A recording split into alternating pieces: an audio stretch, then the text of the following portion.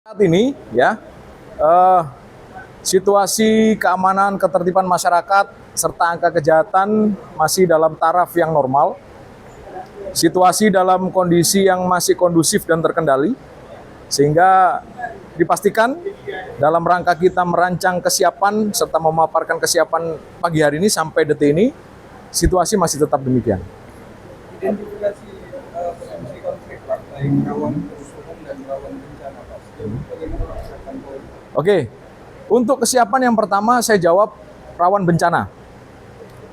Karena Polri sebagai pengawal, oleh karena itu kita tadi melalui rapat koordinasi ini sekaligus menjadi sebuah jawaban atas koordinasi kami terkait dengan mitigasi terhadap rencana mitigasi nantinya ketika terjadi bencana.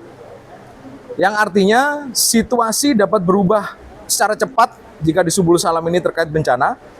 Dan saya pastikan saya bersama Forkopimda termasuk Pak Dandim kemudian mendukung pihak KIP untuk tetap menjalankan fungsinya. Salah satunya adalah distribusi logistik. Ini menjadi hal yang sangat krusial kita bahas ini tadi.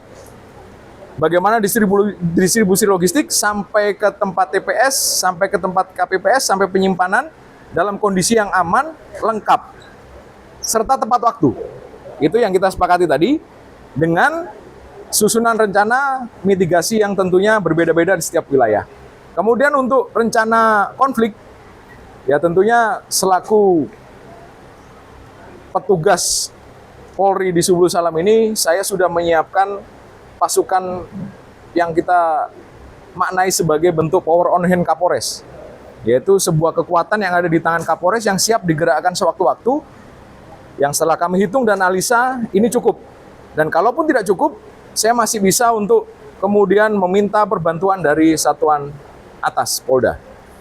Jadi Pak, apakah ada pasukan yang dibekaukan untuk pengamanan pilkada di Subul Salam? Sudah ada saat ini dari Brimob Pelopor sudah ada di Subul Salam dan sudah melaksanakan kegiatan razia, patroli skala besar dan sebagainya di Subul Salam semenjak dia ditempatkan di Subul Salam, dibekaukan Subul Salam beberapa minggu yang lalu.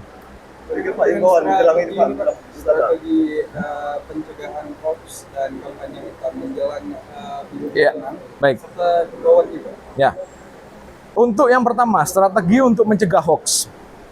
Tentunya strategi kami tidak lepas dari dua tindakan, yakni tindakan preventif dan tindakan represif. Yang saya harapkan, terutama adalah preventifnya. Ketika preventif kami berupa himbauan, berupa sosialisasi, berupa flyer yang kita sebar kepada komponen-komponen dalam elemen medsos di Subul Salam, saya harapkan itu dipatuhi. Ya. Sebab jangan memaksa kami untuk melakukan tindakan yang kedua, yakni represif.